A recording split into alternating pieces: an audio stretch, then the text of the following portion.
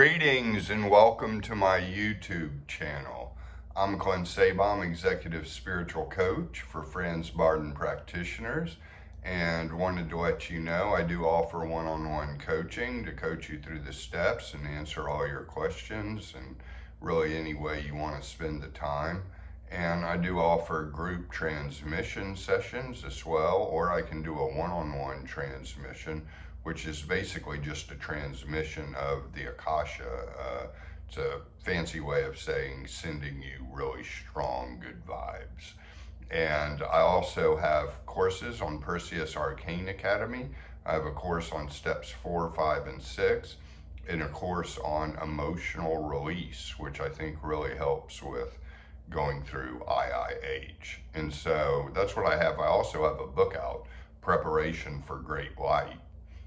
You can look it up on Amazon, and Preparation for Great Light by Clint Sabom. And if you do choose to get it, please leave a review on Amazon. So let's get to the topic now, the electric fluid or the electrical fluid, which is associated with fire, just like water is associated with the magnetic, and that's where they come from. And they're kind of downloaded and integrated into the earth element. So electrical, I just think of a lot of fire. I just think of tremendous fire, really, is what's happening. Fire that gets integrated and becomes an electrical fluid.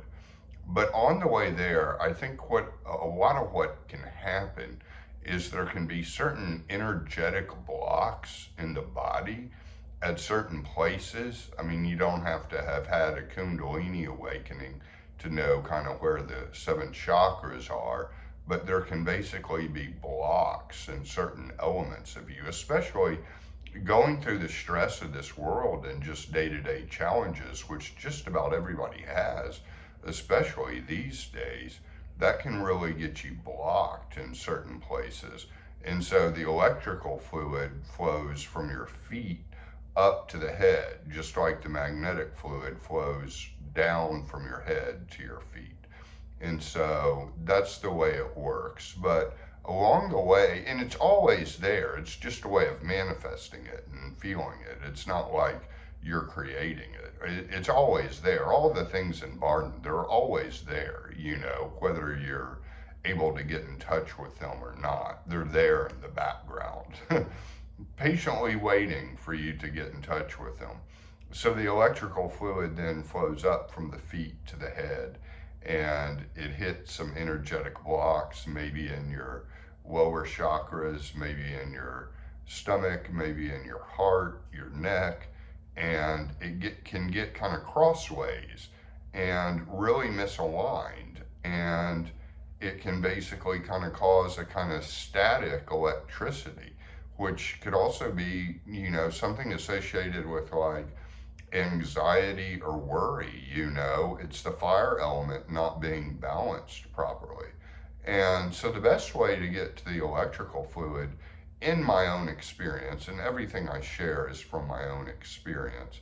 I'm not talking on behalf of God, but the best way is the emotional release class on Perseus actually helps a lot that I have, giving you techniques to release emotions. But the best way is really the pore breathing. I would say the best way is the pore breathing with the fire element that begins in step 3, in the soul training, and doing that, and then exercise too. So let's concentrate on the pore breathing of the fire element. And you want to breathe, imagine a big fire around you and you're in the middle, and you want to pore breathe with your entire body and pore breathe the fire element with your entire body. And you want it spread equally around your body.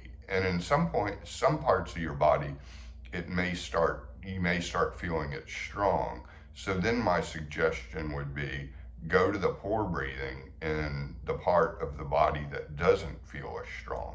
For instance, if you start feeling it strong in like your heart or your neck or your head, go down to your legs and just pore breathe fire through your legs and get those going. A lot of times the legs are the hardest, to get the fire element and the electrical fluid flowing. So just pour breathe the fire element wherever it is. And there is a little warning that Barton gives about accumulating too much in your head,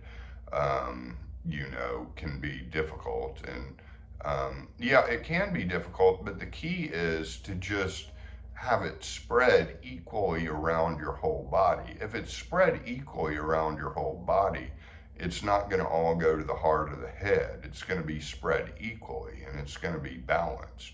So, if your arms are not feeling much of the fire, focus on your arms. If your legs aren't feeling it, focus on your legs. If your stomach's not feeling it, focus on your stomach. In pour breathe, the entire body becomes lungs in pour breathing.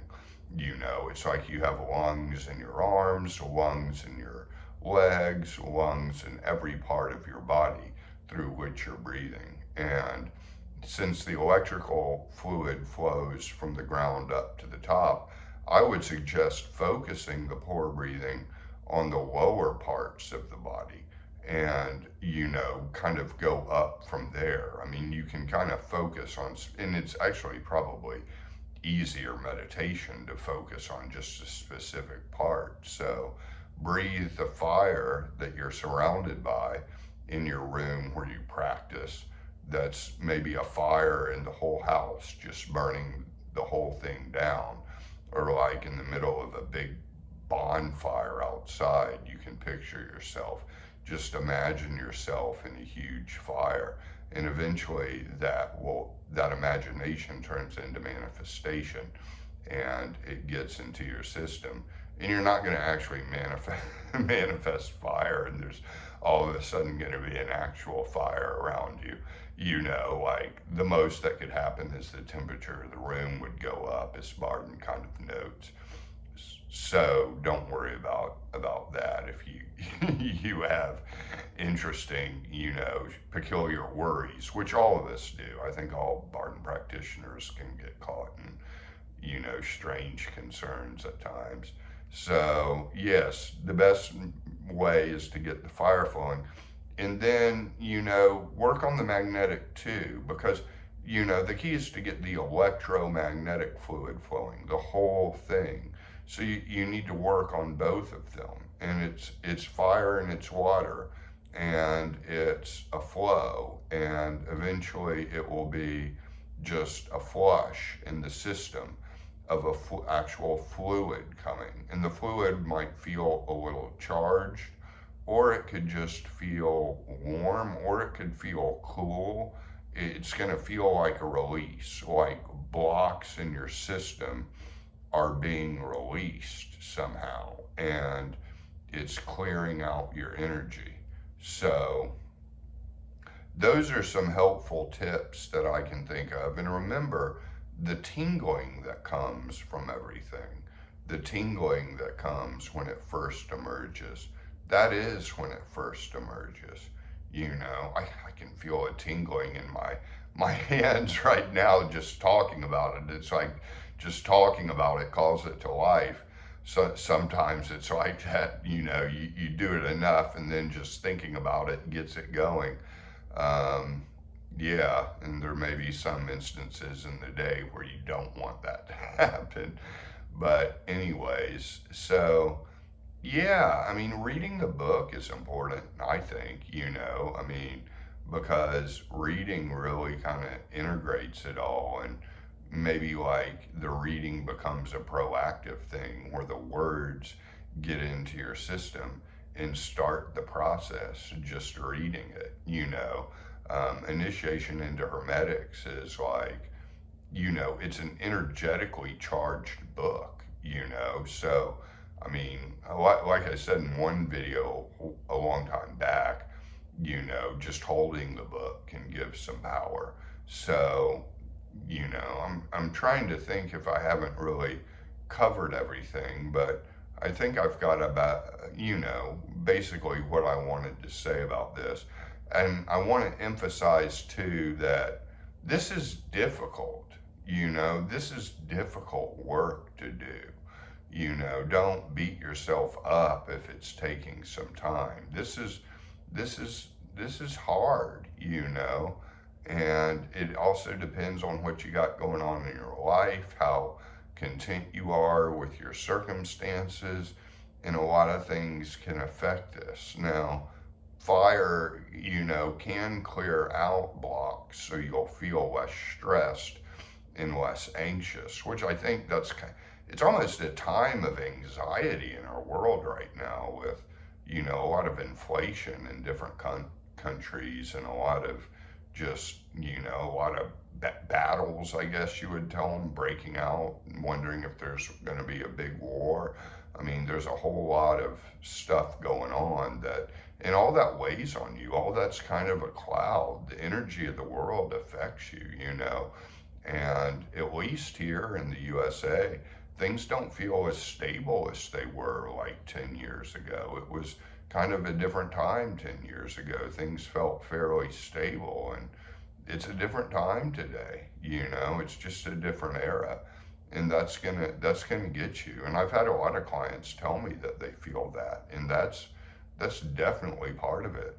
So know that this work may take some time, but enjoy it. Enjoy the process. If you have to kind of just call yourself a magician and think of yourself as a magician and a wizard as you're doing this, give you a little bit of a confidence boost going through it, well, then do that. So that's all for now. You can always go to my website, clintsabaum.com, clintsabaum.com, or you can email me at thegraveyardcowboy@gmail.com.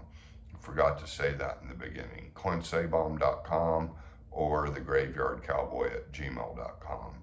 And those are the best ways to inquire about coaching, group sessions, and really anything I have to offer. So blessings to all of you. Hope you're doing well. I really mean that.